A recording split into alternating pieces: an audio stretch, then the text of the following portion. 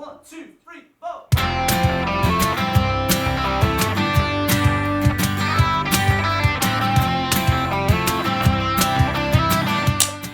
What is happening, folks? Welcome to the Mudblood podcast. We've upgraded.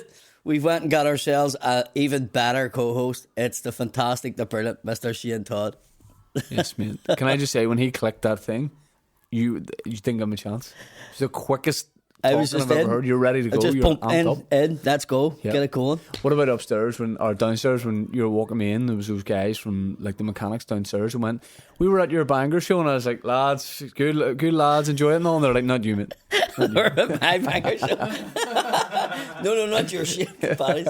What about banger? That Open my house God. in the Wall Garden. I That's a wasn't. bit of North Down, mate, isn't it? I wasn't expecting it. Like I wasn't. It's like a wee mini fella. Do you know what the best part of it is? The wee like TP tent they have for the green room. Unreal. Oh, everything about it. Like just now, the only thing I will say, there's no toilet for the. So I had to piss on their I on. pissed in the ball. Well, I pissed on the side of their tent.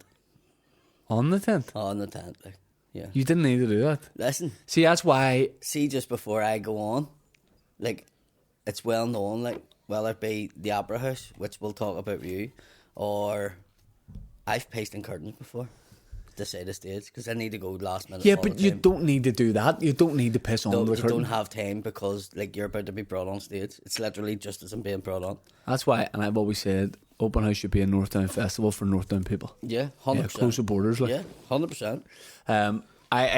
It's brilliant. I've done it last 2 years and doing it again this year, and it's just seeing something like that is just well run. You know, like the staff are all on it. They've all those volunteers. It's brilliant. It's not the first event that has volunteers. Like what other ones? But see, when I done it, I don't know if it's just because I wasn't expecting it, and then when I went down, but because I was just home from Edinburgh, Yes. I don't think I've performed that flawless in my life. Right, because you're just. I was just Razor like, it was sharp. like I'd done pre-season training. Yep. It was mental, and Yep. that's what I said. Like I got a 5-minute applause break. Yeah. I've never got that before in my life, and halfway through it, I'm laughing. There's a guy has a clip, a part of it, and I'm laughing on stage because what I'm laughing at is, please stop laughing or clapping. Do I remember what I done there? Right, Because right, I right. don't remember exactly what way I put that because Yeah. it's a bit of a joke that at the very start, and I don't know how I done it or what way I done it different, but Right. whatever I done it hit, Yeah. and everybody just went and Yeah. applauded. And I was like, what did I do? And I'm trying to think, and they're all laughing, and I'm going, fucking stop. It's mental how you can just say one word different or put an inflection on one word instead of like, you know, you could say a sentence and sometimes you could say like you could, you know, go a bit high pitched at the end of it. But if you change that slightly and don't do that or something, it changes the the whole joke. thing. Or you move the order or something ever so slightly. I don't even know what I done, and still now I don't know what I done. And he didn't get a clip of what I said. He just took his phone out because he said, when I sent him a message, he says, "Did you get the full clip?" He says, "No, mate. When you done that, it was just the whole room just went, "Bah," and it just hit." And I was like, I can't even remember what I said or done. I know what part of the joke it is. Yeah. But it's never had that reaction. That's like anytime you film one, it's always the one you film's not the good one. You could be doing a run of 11 shows, you film 10 of them, and the one you don't will be the best. And it's one of them Always ones the way people it go, is. why don't you film? It's so expensive to film. Oh, yeah. That's what people don't realise. Yeah. Like it is a massive chunk of your money. Yeah. And sometimes it's worth it, but at the same sense, you're going, So when you message that guy who filmed just like on his Instagram, what you should do is just get in touch with the whole audience after the show. You might have enough to build the full set. I know, but it You won't have this look as person's good. phone clip and In then you fairness, paste that onto the that. guy that does the videos is pretty good, like Yeah, what he yeah. does. But no, absolutely brilliant. Like so, It's also like you go from Edinburgh, from like everyone's slumming in Edinburgh. Like everyone, like the venues, as class as it is, the venues are old. Everyone's sweating in it. It's too warm. And then you go to like the Wall Garden and you go, man, everybody. You're AC? You had the AC in? Literally, like wow. everybody was talking about my venue because it was like a brand new marquee. Right, And it had a brand new air conditioning unit, and the guy that was doing like all that stuff was very particular. Like he was in with a meter reading the room temperature and all. And Because Willie T's room in Edinburgh looks like me and him have built it yeah, for the Fringe. it does. It does. And do you know what? He says, you're not going to like my room when you come in now. And do you know what? It serves its purpose, but yes, it feels like your dad's built Aye. a pallet sofa, Yeah. That's Out the exactly back. the way I felt. and it's not comfortable. No. You know, I did sit at the back because I would have a wee bit of savvy in my head to go, right, well, there's a wall you can lean against at the back. I did that, Yeah. but there isn't. No, well, You can't lean against it. Because I was sitting at a certain bit and went to lean back, and it was like trigger falling through it. I just stopped myself because there was a guy sitting beside me. Shane Todd, I was like, yes, mate. And as he said that, I'm Was like, he a my show bagger too? what? I was at the front, and literally at that point, I near claps and went through the venue. But everyone seems to have had a good time at the Fringe. Yeah, we done really, really well. I mean, I can't complain. I sold 97% of the tickets, which was mental. It was one of them ones where there was, like, it was all sold out, and I was going, this is sold out right through to Wednesday, but Wednesday had like 5 tickets sold, and I was going, right, it dropped off here. And then on the Tuesday night, I sent Willie a message. I was like, where are we? And he was like, no, I've only 11 tickets sold. And I was like, oh, I've 5. And then I checked, and oh no, it's 22. And then I woke up the next morning, and it was like 49 away, and I was like, my God. And then next minute, sold out. Yeah. And every day it was just like that. Even the days where it didn't seem like the tickets were going to sell out, it sold out just before the show went on. There was nothing worse. The last time, probably the time before the last time I did a run, I never asked for ticket reports because I didn't. You can get in your head about it, you know, checking all the time, and if you haven't sold well, put you in a shit mood for the day. So I just said, like, at one point I went, here, just don't tell me. So I'd wait behind. My venue's just above where Willie is this year, so it's all like DIY venue. So I'm behind a curtain to go on stage, but all it is a wall and then the curtain. So as the audience come in, they're probably going, what's he doing backstage? Is he doing coke? Is he being fed grapes? What is it? I'm just standing in this wall waiting to go on. And you'd come out, and on a Friday and Saturday it was unreal because you came out from the curtain, it's packed out, you're like, this is unreal. But I just remember the time, I've talked about it before, but it just sums the Fringe up for me when I came out. My music's going, you know, big pumping it out. And they're like, the guy from the backstage, like, please welcome Shane Todd. Go behind the curtains, walk out. 2 American guys and my dad. Just sitting. That's the whole audience. Just staring at me. And you had to do it because your dad was there. And the music's still pumping. Well, I said to them, I went to the 2 guys, I Just went, wanted listen, to- I said, this is my dad, just to let you know. I went, I'll refund your tickets, like, cheers for coming, but I'll give you your money back and that kind of thing. And they went, nah, do the show. And I was like, I don't know. And my dad was like, don't be a wee dick, do the show. And I'm like, shut up. So I'm getting heckled by him. Yeah. So then I did it, and a lot of the show was about my dad. So I was doing the show. I said to them, no, it wasn't at all. It was brilliant. I was like, I'll do half of the show. I'll give you the best half an hour, and I'll give you your money back, and we'll go for a drink after, me and my dad. But I was telling stories about my dad, and then he's sitting there being like, nah, it didn't happen like that. Now shut up, you're a third of the audience, you dick. And he's just, every bit I say, he's like, nah. And at one point he had his phone out, and I said, why do you have your phone out at the show? You're 33% of the audience. And he went, I'm just showing them. And whatever I was talking about on stage 10 minutes ago, he goes, nah, lads, he's being serious. There it is. That's the old car we had. And I'm like, this is the Fringe. Like, What was the song he came out to? What's Sound of Silence from then on. But I think at the end it was like Macklemore Can't Hold Us or something. So it was like big, you know what I mean? It was like, when it was packed out, that was unreal, but it's just sad Afraid. when there's no one there. I was putting David Gray on. Like, really, really. You mean David Guetta? No, David Gray. To pump the audience up before the show? Wasn't pumping them up at all. That was the whole Why thing. were you doing it? Just wait later. Paddy McDonald! So, yes, she is no, but the known thing, in what love. actually, the girl who would call me on, Right. she spoke like as soft as anything. So the first night I went on, I went, I can't use, in the preview, I was like, I can't use anything AC/DC because she's playing that. And, The way you and said just- that! do you know what I mean? 'Cause AC/DC. She was like, everybody, Hold on, say it again. AC/DC. Yeah, that was better. What did I say? What did I say? It sounded like a French person was said. What do you mean? You said AC/DC. Want to do it, what? So you said Ladies and gentlemen. because the music was going so hard, And she was she like, was killing it by going, Welcome to the stage, Paddy McConnell. And she didn't even say my name right. yeah. Some people there I was thinking it was a Whitewell Tabernacle. Being I like, was like- yes, Pastor So McConnell. I was like, this is grim. So I says, right, just put on David Gray, get them all sitting calmed, and then I'll come out. And she was like, right, okay. But what she done was she had David Gray on, so everybody was sitting there and they're all talking over it. Yeah. And then they all went quiet. She gave them a 2-minute warning. We're sitting there. And then she went, welcome to the stage, Paddy McConnell. And I just opened the curtain and just put my head in and went, Fiona, sorry, I don't mean to be a prick. Just let on, you don't see me here, right? I don't want to get you in trouble or anything, but you're saying my name wrong. I need you to say it right. Like, nobody reporter or anything, the underbelly, I don't want you to do that, because, like, girls, it's a volunteer, it's not getting paid.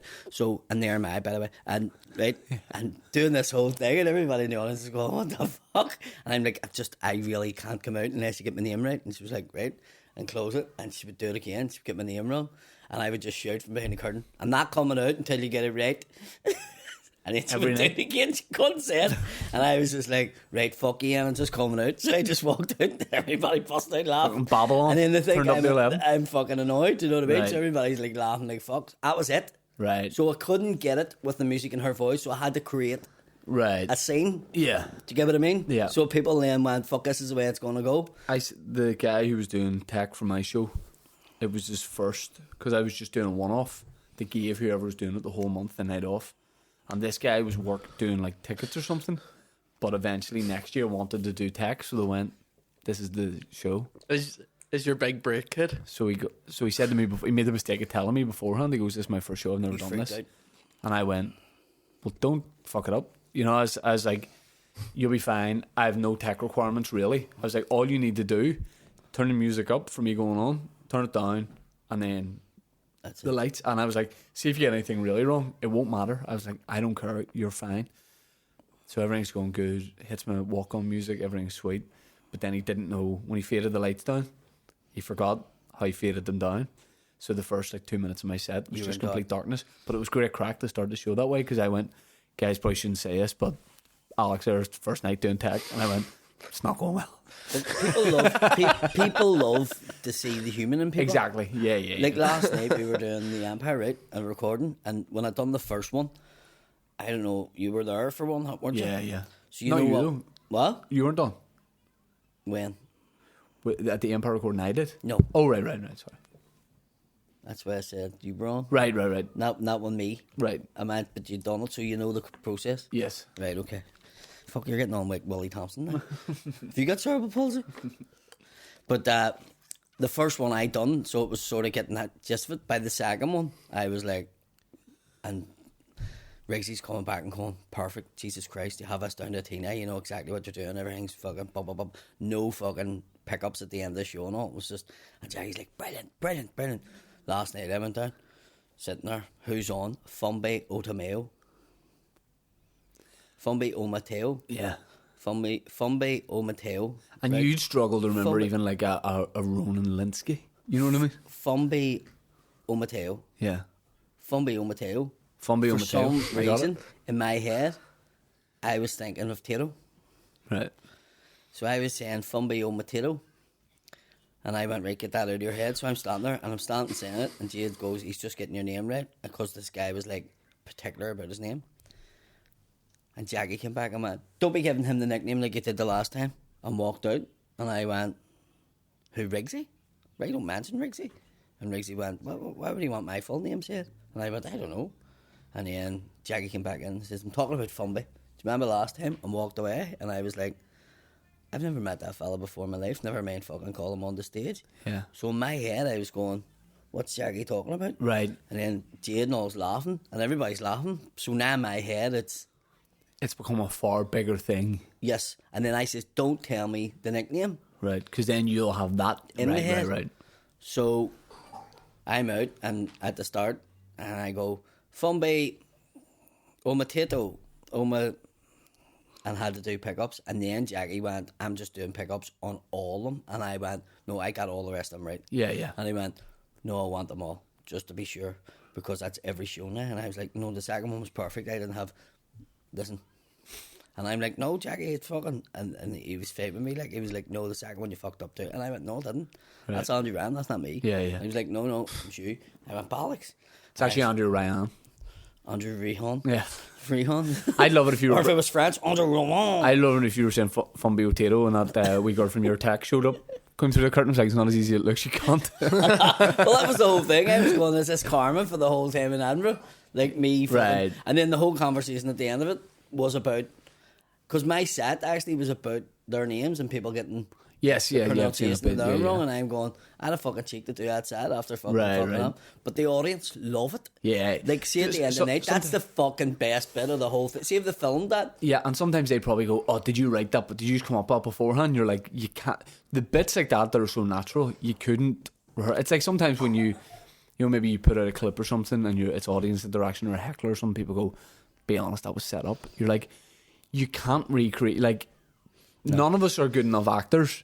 That like the person in the audience would have to, like, you know, if you told someone shout this, they wouldn't say it in their normal speaking voice. Yeah. You know what I mean? It's So- like my SSE, like the guy who was fucking off his head and was shouting out. Yeah. I couldn't see properly, and I'm picking this fella and picking on him. And once I put my head below the light and looked, I seen he was in a wheelchair, and there's no coming back from that once you've started. And I was like, Despite the physiotherapy. yeah. Well, I think this guy would have needed a miracle, to be honest with you.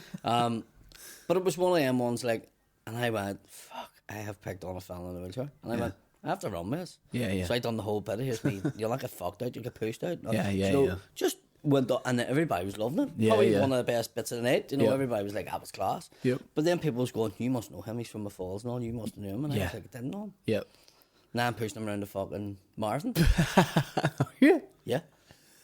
The whole thing? Well, I might do it in legs and get a couple of users to join it. I end up doing it in legs. Do you know what I mean?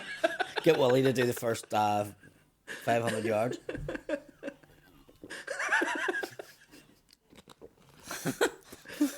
Sorry. That was the most open goal joke. like he proper set you up for a sitter. Like, And you I missed put it. those over the bar before. What leg are you doing, Chris? Have you done any marathon running before? I've done like a Legs? relay, So but I've never done full time. we'll stop saying legs. I've done A wheel of it before. I've done it. Yes, I've done a left side of the chair of it. Fair play, you're going to push them around. My this dad's week. done loads of marathons. Oh, right. Loads of them. I hate the idea of training. I'd rather, and I get crucified for this, I'd rather just give it a go on the day.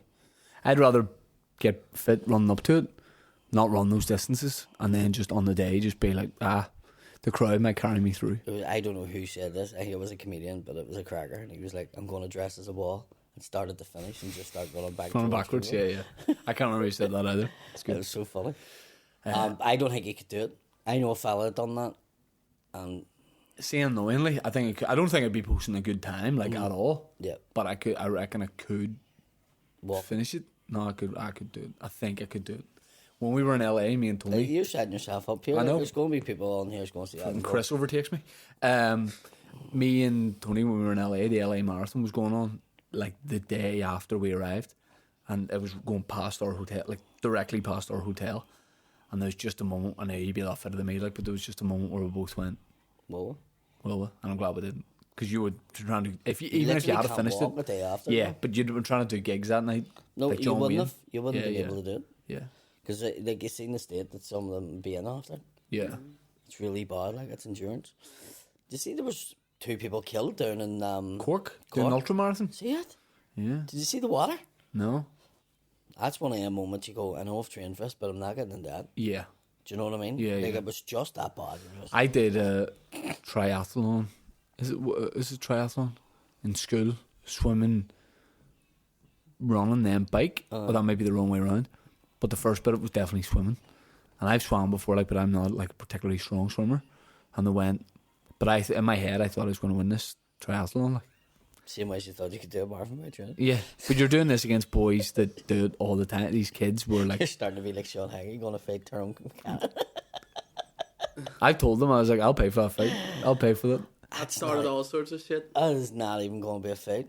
They could never do No, it. in a no, million it years. could. But what people forget is Tyrone's from West Belfast. Like, it's not like being a professional boxer goes out the window there because that's somebody making a cunt out of you. And you sort of go, I'm gonna fucking smash him. Like, I'm surprised he didn't go to his door. I mean, it's box office because they used to do a podcast together. So, like, if I'm Eddie I Hearn, know exactly what Sean was thinking. Like, I know what Sean was thinking. It would have got. It would be the same way as I said to Colin Gaddis, Gaddis should do a UFC fight because of Boy the Blender. Like, maybe not now, but back in the day. I was saying Right, them, yeah. Like, that would have sold more. Like, and I'll give you a better example, but don't, like, mention him on the podcast. Me doing Cirque du Soleil. No, Conor Burns could sell out the SSE Arena, even though. Do you know what I mean? Mm-hmm. It's a thing that people, like, want to see. It's like, that's why they have charity matches and make fat comedians playing it. Because people want to see the idiot run about the pitch. That's what I mean. Right. So, and this whole... It's a spectacle. Yes. Yeah. But I mean, like the KSI and Logan Paul and all, they're fighting has-been fighters or fighters, and that's all set up for them as not to get killed in the ring. Do you know what I mean? Yeah. But I couldn't believe he said it. I was just like, oh my God. Like, I have been watching on the internet Tyrone training at the minute. Yeah. And it's just... Well, you look at when Kieran asked Tyrone to punch him in the arm, anyone else takes a bit off that. And that wasn't Tyrone punching 10 out of 10. No. But that was maybe 8 out of 10. I would say it was about 6. But if you ask, I've Sean or Tommy, you're getting a 4. I have trained with Tyrone McKenna, right? At the same time. We were doing at the hitting coach the same day. So a guy was taking him and then taking me, right? I swear to God, like, I was just standing there going, thank fuck I'm fighting wrong boy. Yeah. It's like when you watch, anytime I watch Sean McComb demonstrate something, we were training, it's the speed and velocity of it. I'm like, how do you put all these parts together? How do you be that quick, that powerful? And it's like he wasn't, it's like he was sped up. Yeah. And it's not just speed, and it's sped up, and then with the power. With double the power. Wrestler. I see Tyrone, like, he's like full on warrior. Like, it's like, Yeah. You're training with him, like, he's fucking squealing at training. Yeah. Like, there was a plumber was in working in the gym the day, and he came in and went, "Is that you making them noises?" Yeah. It's Tyrone. I'd never called Tyrone. I'd beat Tommy up, like, but oh fuck, no. Don't start. Don't start. Clipped. Tommy would beat the fuck out of you and just have no facial expression. He's so chilled. He'd just kill you and just Make you dinner Tommy after. would be beating you while and apologising though. in Tommy's head he's just listening to fucking Mr. Lava Shaggy just playing in his head while he's beating you. Oh, fucking mental.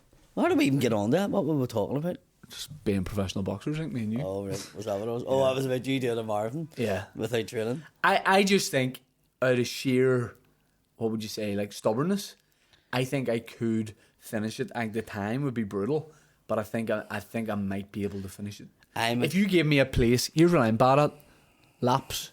Same thing with laps. I need to run to a place direct. Yes. So if you say to me, we're running from here to Donegal. Here's a good question. Where's 25 miles away from here? Ballymena.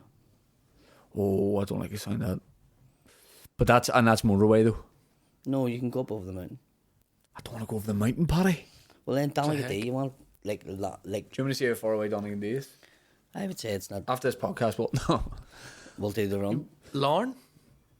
Lawrence 17, I think. Well, I'll tell you what, run through Lorne with speed would be good. Steal your wheels when you're running through. No, that'd be Chris. Donegal D. Donegal D's only, fuck me, what have I done here? Donegal D's only like 17 miles away. Right. And so I need to go past that. I need to go past Donegal D. Hang on. So it'd have to be Cumber or something? Portavogie? Let me see. Can I run from Belfast to Portavogie? I mean, the answer is no, and I regret saying this. Portavogie. It's something that, like, William 23 miles. Well, there you go. We would like to do that. There's only 3 minutes of it. But it's something that wee Willie would go, I'll do it with Shane. I'll do it with Shane. I'll fucking do it with Shane. And you're like, no, you won't. Here's the thing. Willie would have more chance of finishing it than me. Willie is the most stubborn guy. As in, he'll just do it. But I used to be like that. I'm at the age now where, like, I no longer go to a Celtic match and sit there and go, nah, the manager's not going to ask me at half time to come on here. There was an age, like, that I still believed, like, even sitting at Celtic Park, I was going, they're going to come and ask me to go up and play. Did you hear about the Portsmouth match? No.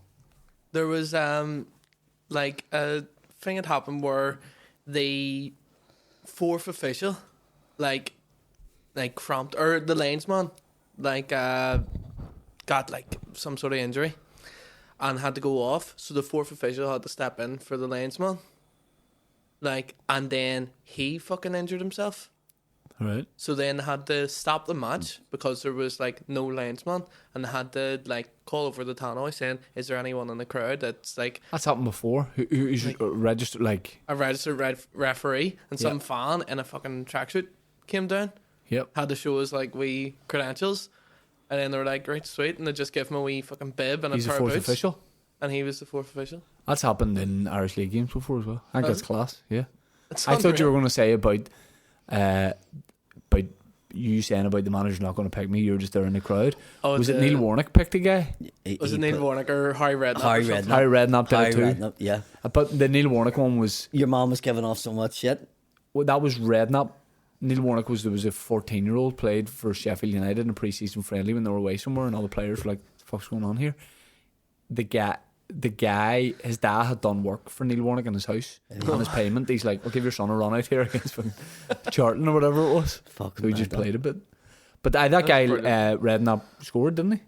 Yeah. And Some big fat guy from a crowd. He's like, "Will you do a better job?" And the fella ended up scoring. he went on, he scored, and what happened was one of the commentators came down and went, "Harry, I haven't got number 9 on the list here." And he went, "Have you not been watching the World Cup? He's the Bulgarian." And give him some name, and your mum was like, "Oh, I thought it was him, but I didn't want to say it." How unreal! You're 1-on-1. Played one, scored one. Retire.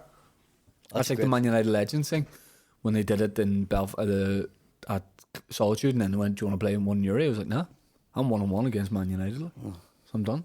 That's it. Yeah, Not do it again. I'll do it again. Aye. And After you Charlie. run the Portafergie.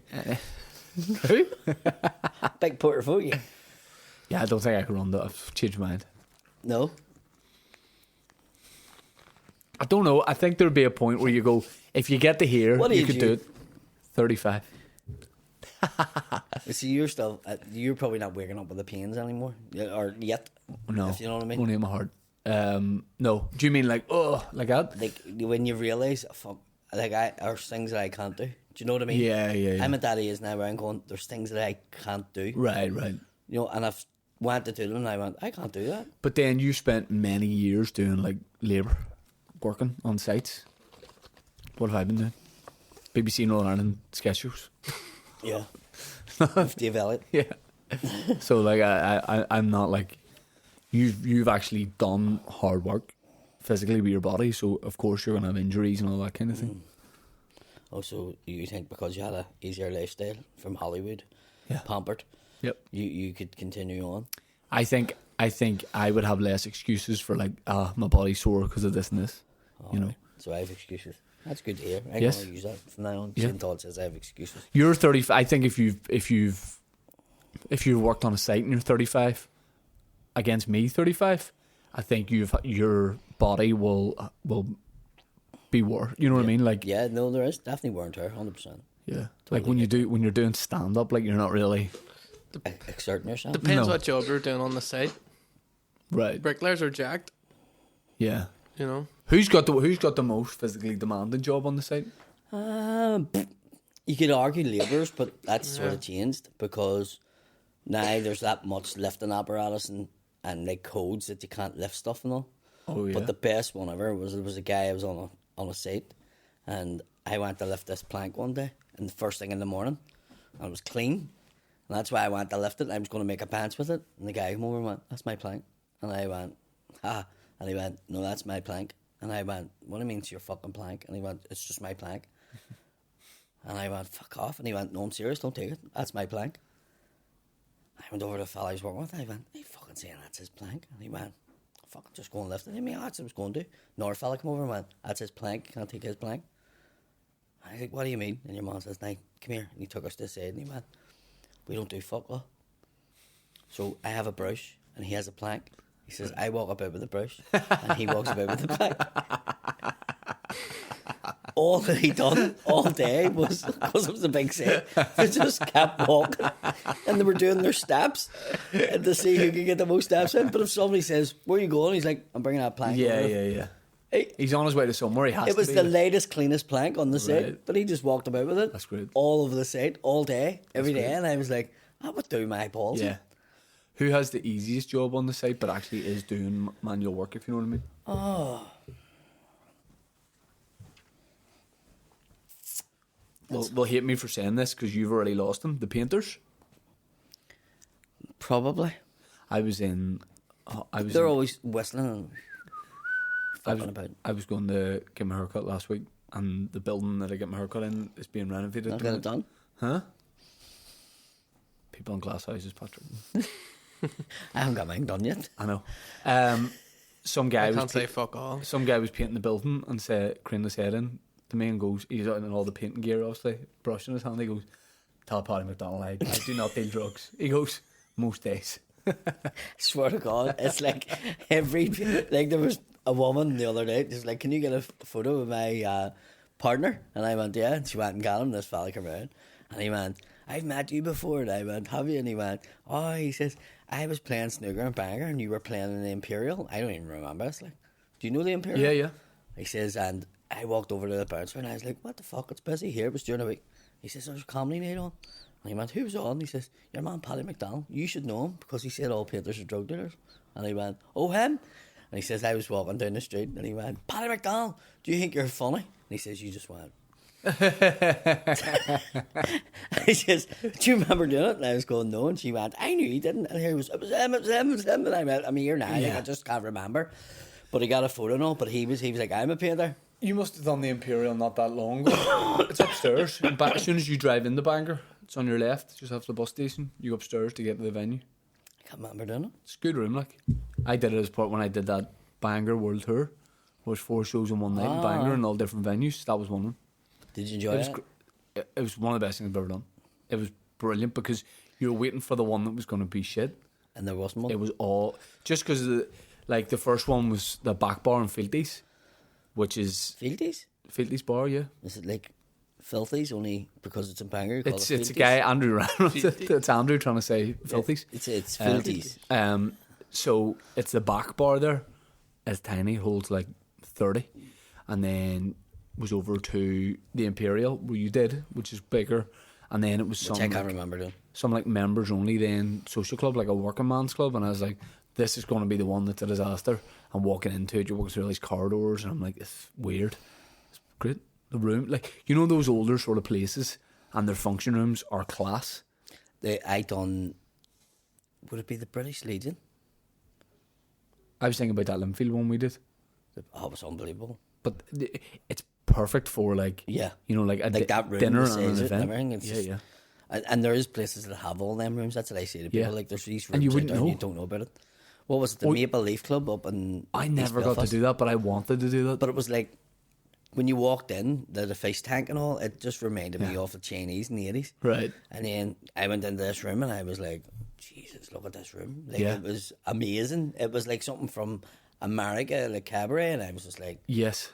this is unreal. Because you go to places and you do stand up in like the bar or something, and they've set something up makeshift, and then you go 2-3 more times, and then they go, "Here, we've got you in this room, you know, It's a if you different just want room. to sit and chill out before the shows," and you go, Why "Why are we are not you doing it using- in yeah, here?" yeah. Best example is Kiwis in Portrush. They have a theatre. Now the one they do actually in Kiwis bar is great. I think I've done it twice, and it's brilliant. As a room, it's spot on. But then through this door is the theatre. It's like a cinema. So Comfy it's perfectly seats, tiered. So I did everybody. that last week, and it's Did they sell unreal. it out? Oh, yeah. Yeah. Yeah, but here's the thing: it's not that much bigger than doing the bar. The bar, I think they reduced get. the size of the bar. I think they get 100 into the bar, and at this they get like 140. So that's why I was going. If we're doing the bar anyway, Yeah. let's just do here. It's not like we're tripling the audience or anything. No, and 100 people in a 140 seater anyway. We used to do that as a regular comedy club. Portrush. Do you do it sometimes? I remember too? doing that. I filled in You because must have just started. Colin was doing it with Richard Crawlers, I Yep. think it was. Yep. It was like what was their thing called? Like their podcast. Audio Picnic, Yes. But even before that, Panic Dots. Panic Dots. Is that yeah. what it was? And it was in the theatre, and I was Yep. like, "This is amazing." Yep. That was every month. I think it was class. Yeah, so I done that, but I've also done that room in Kiwis and stuff like that. I particularly don't like that room. The Kiwis one. Yeah, because they had like bench seats, and some people had their backs to you. and I Oh was like, yeah. Just need to get rid of it. Yeah. But that was the room where we were doing our live podcast, me and Willie, and Kieran was on, and they had 3 different sizes of seats on the stage Right. for us doing a live podcast. It was fucking weird. Like, so Kieran was away up here, and Willie was here, and I was here. So it was like this, and I was up and I was doing stand-up and talking, and this guy put his hand up and went, whoa, and I looked, and this guy in a face tap, and he had a big gold boxing glove on a chain, like this chain was massive. Whoa, and I was like, who's this? And everybody seemed to know who he was, but he was like Moses. He parted the seats. Everybody moved out the road, and he walked down, face tap, shorts, flip-flops. He came down, he went, yo, and then me, I'm in the middle of a show, and he went, just need to say yes, mate, I'm from a Shangle. You're the most Protestant Catholic I know. And I went, how many Catholics do you know? And he went, you. And I was like, that, you know what I mean? He was just like, nah, you're just like us. And I went, nah, there was no you are. And I was like, nah, I wouldn't disturb a show like this. I wouldn't wear a gold fucking boxing glove on my chain. But it was mad, like, but he was genuinely, it was a moment for him. He was just like, he's just like us. Yeah. Have you done any gigs recently, like, as in newer sort of clubs? You went, this is class. Like, there seems to be this part of the world, like, from, like, around Glenavy and Crumlin, that's had a comedy boom. Every month, I'm like, there's this new club here, new club there. I done the Fiddlers in Crumlin, and it was really good. That was the first time, because there was a fella booked me to do Crumlin and asked me to put on John Calleary. Yeah. And because we had John on, there was no budget for anything else, because all the money was going to John. And I was like, nah, if I book this fella, you better. And he was like, no, 100%, no. And the day of the thing, Paddy McGahey was on, you know, he goes before. He rang me and he was like, there's no venue or club or... And I was like, Paddy, no. And he says, no, I'm telling you now, nobody needs to know. And we get up and all the staff are going, don't know what you're talking about. No, we're going, where's the poster? Yeah. And I went around the whole venue and eventually found all the posters in the bin. And I came in with the bin and I went, fuck, posters in the bin. You're letting on, you don't know what you're talking about. Where is fucking owner? And they're like, don't know. And I messaged him like, fuck. And then 2 days later, he was like, I'm in Turkey, what are you talking about? And I went, we're only talking about this on Monday. This was fucking, like... You didn't get to do the show? And John had drove the whole way up and never got the money or nothing. And I was like, fuck. So I wasn't gigging Crumlin for years because of it. I was right. Oh, this was years ago? Yeah. So I was right. I'm not fucking... You know, because I had got John Calleary to drive the whole way up and every fucking thing. Yeah. And then it just looked like I was a lunatic. This was your famous Crumlin boycott. So I was like, I'm not fucking playing Crumlin again. But then I played it there and it was fucking great. It was really, really good room. Done Happy Dabbins.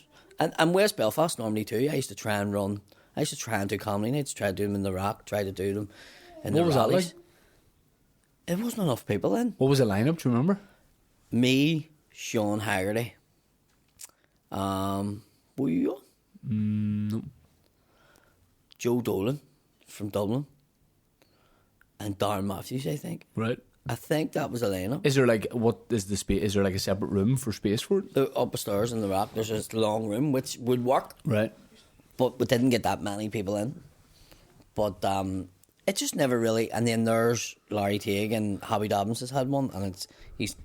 I think the next person's Aaron McCann. Where's that? It's facing the Andytown Leisure Centre.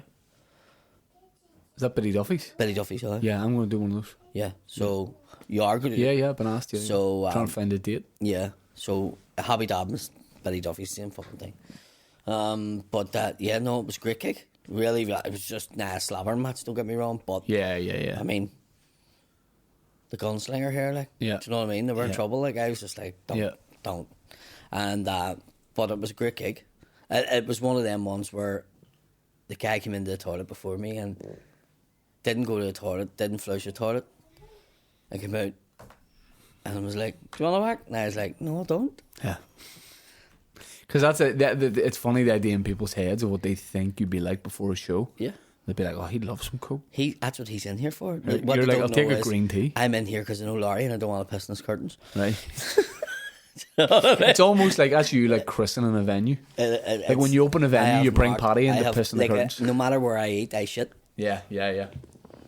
It's like a dog instinct in me. It's just. So anytime you go out for a meal, every time, straight after the food, like it could be during. That's good digestion. Like it could be during it. It's just like in my head. It's just like so I know. Now, is there toilets in Belfast, at a restaurant or anything, or just in general that you particularly like? Anywhere you go, this is a touch of class. Say you need to go to the toilet and you're in city centre. right? You're just out for the afternoon. Where are you Marxies going? beside City Hall. Where? The Marxies beside City Hall. It's good. Top floor, right at the back. Good toilets. Okay. All shitters, my family, by sounds of things. Yeah. I was going to do the bog blog And years shitters. ago, so it was. You're going to what? Do the bog blog, That'd be great. and I was going to a blog of and rate toilets out of Yeah, 10. yeah. And I never done it. Caddis back in the day I've was always like, wanted to do that. you should do that. You should do that, like the bog blog. You should still do it. And I had an app idea called, I think it was called the Can Plan, where it's an app, and if you need to go for shit, it's based on like GPS. Yeah. It rates the best ones like in your local area. We were talking about this on Cork and the North as Oh, were well, you? like a couple of weeks ago. Well, who's? On Cork and the North with Andrews. We came up with an app, but we called it Shitter, like, but just all the vowels like taken out of it. Right, okay. But I think with this, it's based on user ratings. So it's based on, obviously, cleanliness, ease to get into, but also, here's a crucial one, how easy is it to just go in and not buy anything in the place, or, you know, how easy is it just undetected, just get in. Hotels are usually great. I went to, when Dublin, we did Ivy The Gardens, secret to that to the Conrad. is on your phone. Yeah. Because you can ignore any signals of, here mate, where you going? Or you can't use hard loud. You just get on the phone and you be Dom Jolly. Yeah. Very fucking loud. Yeah. And you be very aggressive with whoever you're on the phone to. So when you walk in and you're buzzing. So hold on. I'm a receptionist in the Fitzwilliam here. Yep. Okay. So we have a policy where only for guests. So you start walking past. So I'm walking in and I'm literally like, listen to tell you something. I know, don't, no, hold on 1 wee second, I tell you. Like, see if I have to put this phone down, I will jump through the phone, I'll come down, and you know what I'd fucking do to your fucking egg, and then I'm gonna fucking rip your fucking head off. And just walk past. Yeah. And they're normally like, whoa. Yeah, walk away. Yeah. Yeah, nobody's going to say anything to you. Yeah. Do you know what I mean? Yeah. Or you can walk past and go, bury him fucking deeper. I don't want them to find the body. No, I don't know why in this scenario, when I was bad improv for me, I kept saying Mr. McDonald, but if he knew, he'd let you use it, so it would have to be I went to when we did Ivy Gardens, I went to the Conrad. That's the shit part about people knowing you. Because when you do to go in to do a shit in a cafe or something like that, and they know you, like there's been a couple of times I've come out, so they know I've just went in to do a shit, and then they're like, can I get a photo of you? And you go to put your arm around them, and they're like, they're under the cubicle. They're looking at the arm to make sure you wait properly. Right, yeah. Do you miss Wee Willie? No. You do. I don't. You do. I don't. Not one bit. Not one bit. I don't. I'm glad that we break from him. No, he's got being serious, do you think he means that? No. No, I don't think he means that. Do you know what's mad about it? I think Willie sees me like a dad figure or like a bigger brother, because he'll not tell me stuff. Right. And I be like, I think I go, listen, Yeah. that's enough drink. When he flies back to City Airport, you're just standing there. Mum will have a word. We need to have a wee word here. But He's behaving himself. He's been a good boy. He's just fucked. It's taking its toll on him. Like, I have a photo of him lying on the bed, like a arm, sleeping out cold, and scary. Like how much it stuck out of him. Like It's a slog for anybody. Never mind, obviously having cerebral palsy. People think, oh, you're over there having a great bit, and you're like, I am. Nah, it's work. Like It's just work. I'm away for. It was like doing 12-hour shifts in London on the site. Yeah, but he's got good reviews. He got obviously like everyone who gets good reviews, you have a bad one in there too. But he got that 3-star review. But if you read it, it's only full of praise. And you wait for, I was saying to him, you wait for a bit at the end of reviews going, if but it's I'm only giving 3-star. him 3-star because of this. Yes. But he didn't do as that. much as I enjoyed this, blah, blah, blah. It was great the whole way through. So his reviews he's getting are positive. He'll have some nice quotes for posters and that kind of thing. And he's killing it. Yeah. It's mental that I didn't get any reviews. But apparently you have to pay to get them. So Okay. you need to have like a publicist or... But then the people that are reviewing it, they want to see a certain kind of show. And none of us are doing that kind of show. They want, you need to talk about, there needs to be a big emotional bit, but that needs to be 30% of the show. So you need to talk about like world issues. You need to have a bit about gender, and you need to have a bit about therapy, and you need to have I feel like there's like an archetypal Edinburgh show that they want to see, and they almost have a checklist. Has he talked about it's like doing a driving test? Yes, And if you're just going up, they use this term club set, and they're snobby towards it. They don't like. See, if you go up and your goal is to make the audience laugh for an hour about anything, and just you have them laughing for an hour, they're like, nah, it's not a show. They'd rather somebody sitting there enjoying like theatre sort of thing. They want this reaction. Oh yeah, They want people to nod, and they don't know what it's like to watch people slap their legs and lose their minds because this is just funny for the sake of being funny. When I was going over, I said I'm just doing live because I wanted to do a different show every night. That was my idea. Just be able to chop and change it and not have a start, middle, and an end, and then a twist. Because I'm going over here to like see, but it was sort of like a bit shit because I was getting people to go to see me anyway. Right. We all good? You had a face there like hadn't been recording, and I was like, oh fuck. What are we on? We're on like 46 minutes. Oh, fleeing. What about the fella? Yeah, you had a wee night out in the Devonish a few weeks ago. 2 nights at Devonish. Oh my. Yeah, because you done Kieran's special guest. Yep. And then you done Whiskey and White special guest. I think people cracked it after after the first one. As soon as it's special guest, I think people were like, I think we'll have for idea. Yeah. I did. So Whiskey and White was first. And what happened was John Connors couldn't do it, isn't that right? Yeah. So he couldn't do it. So they're like, we need another respected actor to come in. And they tried to get someone and then they couldn't. So they gave me a shout. Or a traveller. Exactly. So I go and do it. Jimmy. So first half of the show was Jamie and Mick, wasn't it? Were you talking to Jimmy Nesbitt? Well, I'm about to tell you.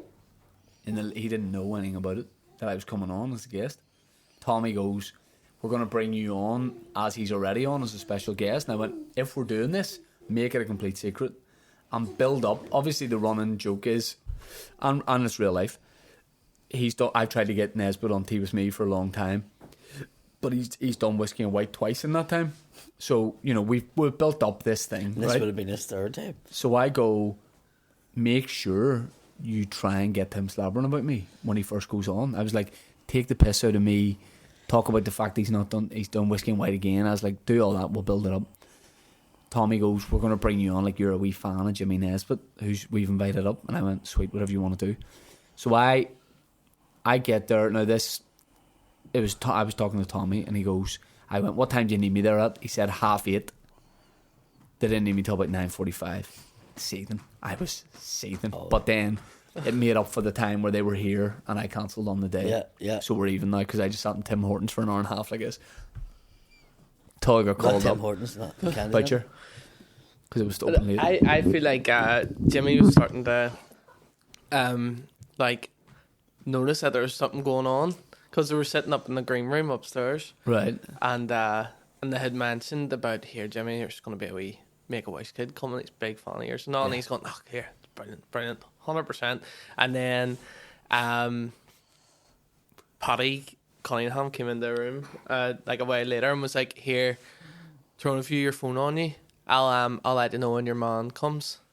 But the way he phrased it, like I just saw Jimmy's face, nobody else noticed it, but I just noticed his face like twitch a wee bit, like right, what's going on here? But he had no idea. He had no idea. Like, but he knew goes, something. Tommy, I'm waiting to go on, so I'm wearing my, because obviously it's Tyrone Tommy, I'm wearing my full boxing tracksuit, Shane Todd, I wore my medal, I'm wearing a pair of sunglasses, and I'm ready to go.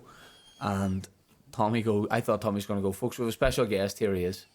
Tommy goes, this wee fella's just been diagnosed with Crohn's disease. Make-A-Wish Foundation, his dying wish is to meet Jimmy. I'm behind the stage going, Jesus Christ, this is terrible. And he goes, please give it up for Shane Todd. And then like it got a great pop like coming out. But I didn't, because they're already talking, I was like, I'm going into this situation. And Nesbitt lost his mind. Nesbitt couldn't believe it. He's going, wankers.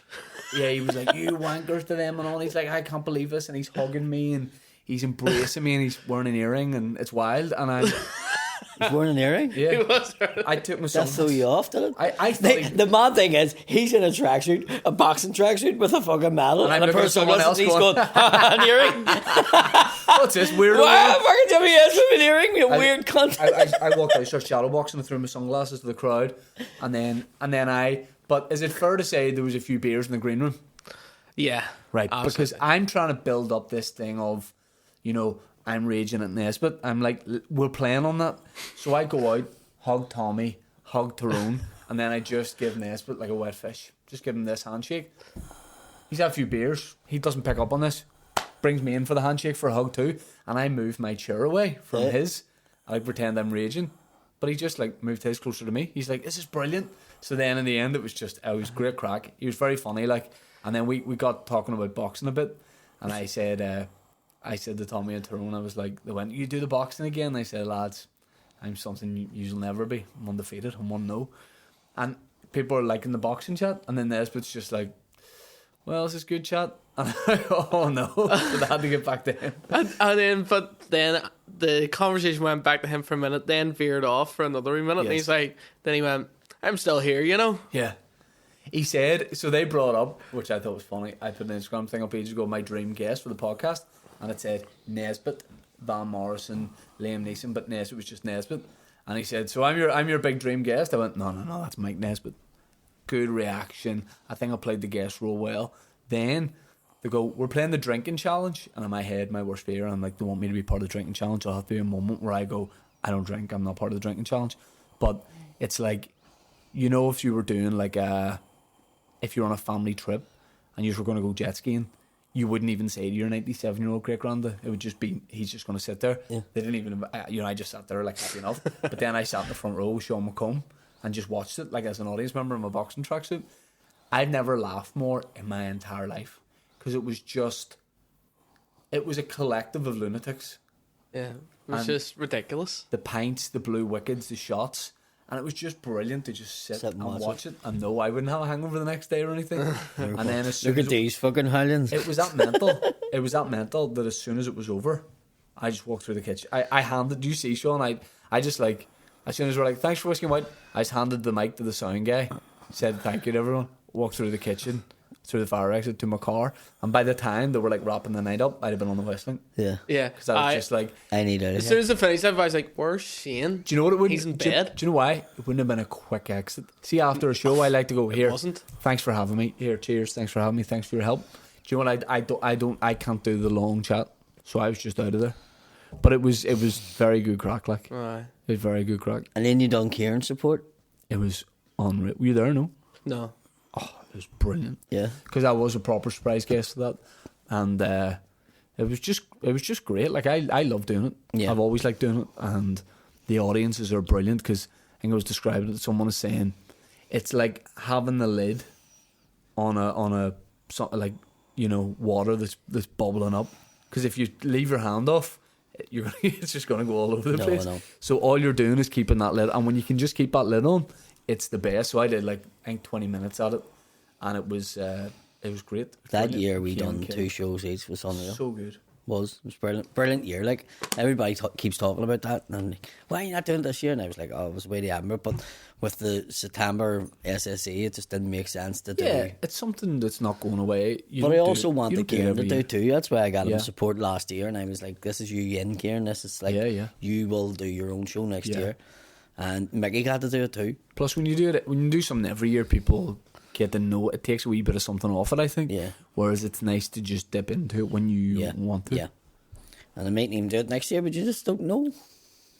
You think it'll always be in the Devonish? You think they would want to do it in different places? Or Devonish is great, like, but I just want once Casement's built, I would love to think that.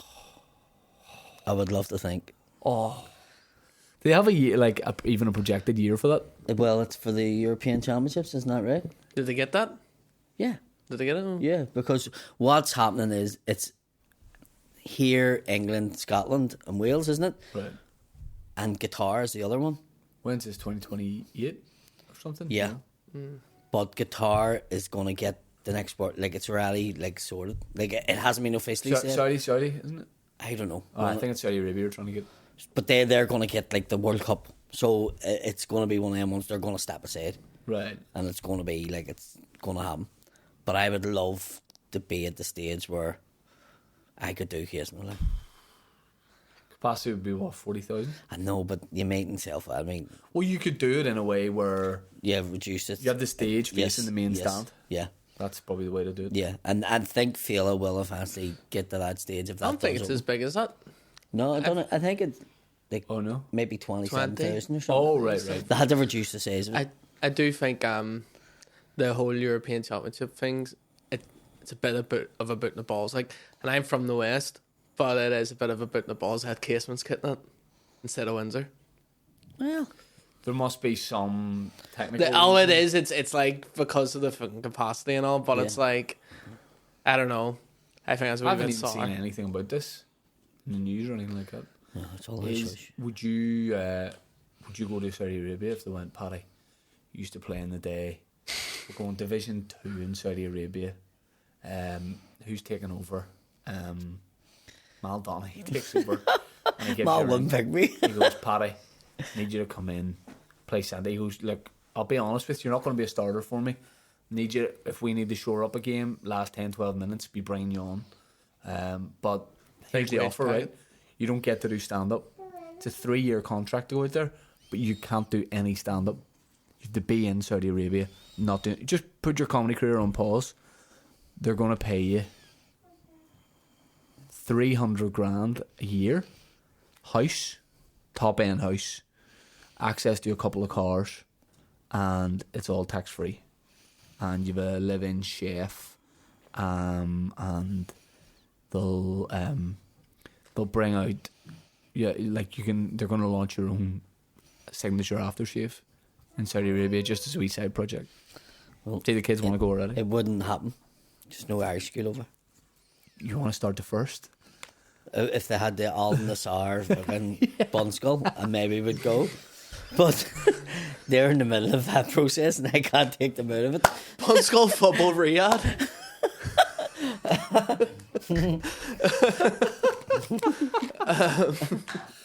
No, think about Street it. signs. If they made every street have an Irish street sign and they opened a Raffles, a Smith's Bakery, and I want a Roma car wash, Right. a USA car wash. Yeah. Yes, Then that's it. and a black Deal done. taxi. Deal done. I drive about in a black taxi. The recreate Andy with like extras. There probably is. I'm laughing, but there probably is a Saudi GA team because there's a GA team. Like I have, Yeah. we Oh, have aye. in this. Like there's guys set up in the town where Bruce Lee was born, and they sent me the tap and stuff. And he's on the badge. One of the fellas actually. I don't died. think It Bruce Lee involved was born in Saudi Arabia, but in- Who? Bruce Lee. No, in China. I'm talking about. That's what I'm saying. But in Saudi, there's probably people over there teaching. Like I think there's a Gaelic team near enough most countries. Anywhere there's somebody from here or someone from here has been. Yeah. Almost there is. So it'd be good, like, if the Saudis started, if I made, like, the whole town, they could only wear the full gear that they Yeah, have the O'Neills. if they got it from O'Neill's. Yeah. And it had, like, county colours on it and stuff. Yeah. O'Neills gave me a wee bit of gear back in that day. I didn't know they done coke. Not like paint. No, not like your painters. Just 2 pairs of like down shorts on. It was nice. Did they? I tried to talk them into doing. This is back A in the collab? day where I was doing my Mike McGoldrick stuff. Like a lot of it, I wanted to do like a North Down jersey.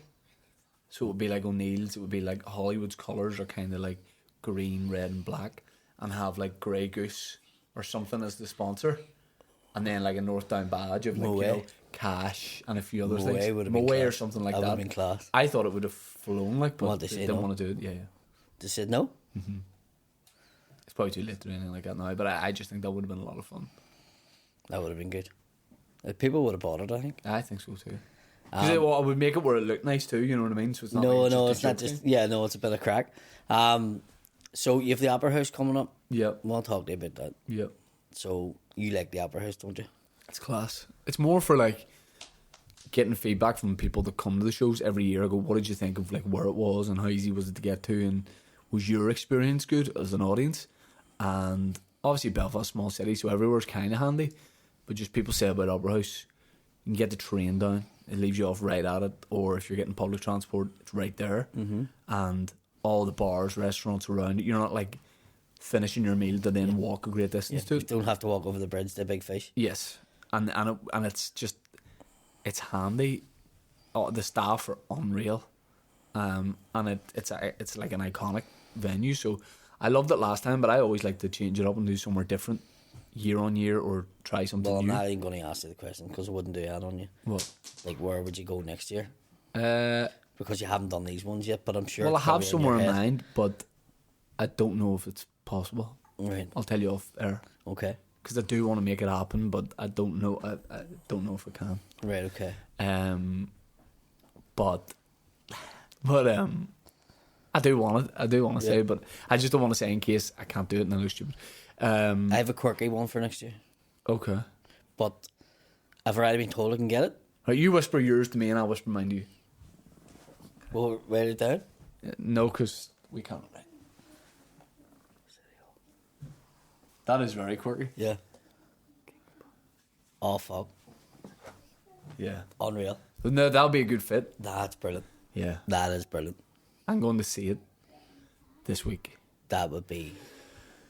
Yeah. That would be magic, like. But yeah, I'm about to finish the work in progress tour now, which has been class, and then it's an opera house run in October, opera house run November, and then the kind of tour around it. But it's great. See, when I'm in the rhythm of doing it, just driving to Belfast, park up, go into the show. Sometimes there's early and late shows. It's great. Tell the truth. Do you sneak into May McFadden's I'm in his tune room. Oh, did you get it? It says on the door, it's like, John Lennon's done like 16,000, whatever crazy number it is, shows. And I remember after the last run, by the end of it going, I'm only 1,600. Behind him. You know what I mean? Anyway. One of the best things that ever happened at his Christmas show. Right? I'll not say whose family it was. It may have been mine. It might not have been. I'm just saying. A random family. There was a random family went till... So their work gave one of the aunties tickets to the Christmas show. Right. And the whole way leading up to Christmas, this woman's son was saying that he wanted a John Deere tractor. Right. Certain tractor. And would say the actual model and stuff like that, the page number that was in the Argos book or Littlewood's book or whatever. So the woman brought all her nieces and nephews and her son, whatever, till the show. And my father's like, need one of the kids to go up. And she went, he's the only one I'd like to take because I wouldn't know what the other ones will say. And he was like, wait, what's he want for Christmas? And he was ask him. So he asked him, he's like, John Deere, tractor, page 186, but he was like, that's class, that's funny, we'll bring him on stage. And every year they would give British soldiers and their families like loads of free tickets, so the audience was completely filled with them. And don't know what happened, but when he brought them on stage and then he asked this wee lad what he wanted, he went, a gun. And I threw him because he was expecting, and he was like, well, why do you want a gun? And he went, to shoot the Brits. And I know for a fact that John Lennon tells that story to everybody. And it was a certain people's family. I don't know who they were. If you walked out of the opera house, British soldiers all paranoid to go, he's behind you. Very good. Set you up, fella. Yeah. Sean, that's another topic, mate. I'm Robbie Fowler of this podcast today. I'm getting the crosses in. And here, just before we leave, we'll talk about this madness because you'll have a bit of football and a bit of chat. Jada's saying, just as you said. Nice way. And they've made him a free agent. That I'm just, they've like tore up the contract. I don't know what this stuff I've seen. They're saying it's because they can only have so many foreign players. I think it's something else. It's a real weird one. Do you think he'll just go back to Celtic and just get on like normal? Don't know.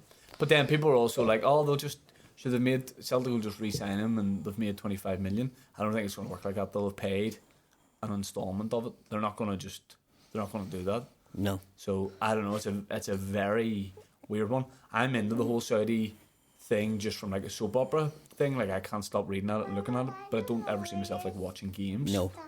It's got bigger than anyone thought it was going to get already. I think there's something really bad happened there. I don't know what it is. But are they terminating his contract? Or they've just sent him They're home? paying this contract off in full. That's what I need to do. Yeah. Get signed up by like a club that's what there I'm and then- saying. If that happened, if Mal Donaghy's listening, if you Well, get that job, like yes, we mightn't have to get the street signs and all. Like I only have to go and Yes. be like a sub 4 times. Yep. And then they're gonna realise Yeah, pay you off, and that's And the they're best gonna- thing when you get. It's like doing a gig. they just have that much money they can do all that. Do you know what I mean? nuts. I don't know. I don't know what the crack is. Do you think it's sexuality? That makes sense in my head. No idea. Like he has a Freddie Mercury moustache. Thought too. He has a Freddie Mercury moustache. I mean, Good looking fella. Looks like George Michael. It all just fits. You would like to hope, like, That it wasn't that, but probably shouldn't even gossip about it. But if it was that, then he should definitely never have gone in the first place. Because he's putting himself in so much, like, you know. I think if that is the case and the story comes out, like if it is, they'll probably pay him that much money that he'll and make him sign a contract to say he can't say. Yeah. But if that ever comes out and that's what that is, I think that's it done. I think Saudi's done. Like if you sign and go and play there, even though they're offering all that money now. I think the amount of money on the table is making people forget their morals very quickly. I mean, Henderson went out. Perfect example of it. Yeah, and he was like a big advocate for like LGBT like campaigns and all. But that's what I mean. Like that's him destroyed. If that is the case, people are going to say you need to make a stand here.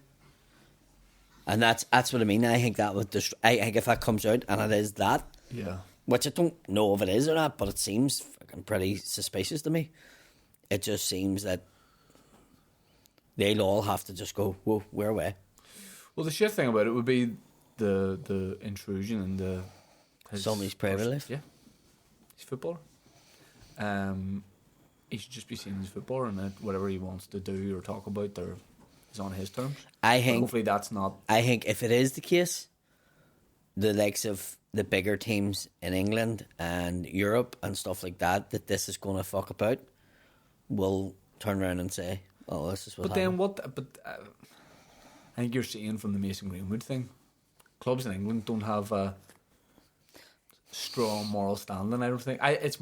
It's all money. Who do you think he'll go to? Well, I saw a thing this week being like, "Oh, so he wouldn't be accepted in Saudi Arabia." Don't know and don't care. No idea. I'm just glad that it's not going to be Man United. So I'm not going to see Mason Greenwood doing your support then in the Opera House. No. Something mental has happened. If that happens, Yeah. something's gone wrong. Say the Saudis come into you and say, "Shame, I've seen you running that marathon to Portafogie, Yeah, the one man marathon. and we've seen like you've 1-0 against United. Yep. 1-0 box. You have to sign, right? But you have to live with Mason Greenwood in a house. You get £1 million a week. No. You're not doing it. I don't know how I could. No. You couldn't do stand up for 3 years. No. It sounds terrible. What if It sounds wick. What if you were offered to exclusively do stand up in Saudi Arabia for 3 years? Would you just do it? No. I don't want to live anywhere else but here. And if it means you don't get the. Like, see, I feel like the money they throw about, no, once it hits a certain number, it's probably easy to say it if you have no experience of it, but it feels like it's all the same. Like, if you're going to go over there and make 10 million and someone's making 100 million. See, what people don't realise is Shane lives in the Eiffel Tower in the town. The what? In the penthouse, the Eiffel. Or the Awful Tower, as people call it. How close is that to the Opal Tower? No, that's the proper pronunciation for it. Awful. Awful. It's an awful tower, right? Shane lives in the penthouse set. He has I the view definitely just don't. out over the SSC. I know the guys do. And Shane just stands like that, just looking out, Naked. just like, this is my city, Yeah. you know? And why would he move away when you have that view? Exactly. No Nando's out there, I don't think. I don't think. Probably is. Probably a version of it. Probably is. Yeah. No? Dubai have Nando's? Well, Nando's was probably in Dubai before it was here. No. No? You sure? Nando's is Portuguese, isn't it? Yeah. Well, listen, everybody. What a wee fucking show we had today. So, thank you, Shane, for coming on. Thank you for having me tickets, what's the crack? Anything to promote? Just on the Opera House website. And then all tickets are ShaneToddComedy.com. There you go. And keep an eye out for my tickets for SSE Arena, 8th of September, London on the 30th of September, Dublin the 17th. I keep forgetting about that one. And Glasgow on the 1st of October. So check out the tickets on Shane or on Ticketmaster.com or Laughter Lounge. Thank you very much, everybody. Thank you, Shane. Thank you, mate. Going to blast a wee bit of AC/DC on the way home. That's what you say? Yeah. See you later. I feel electric when you go.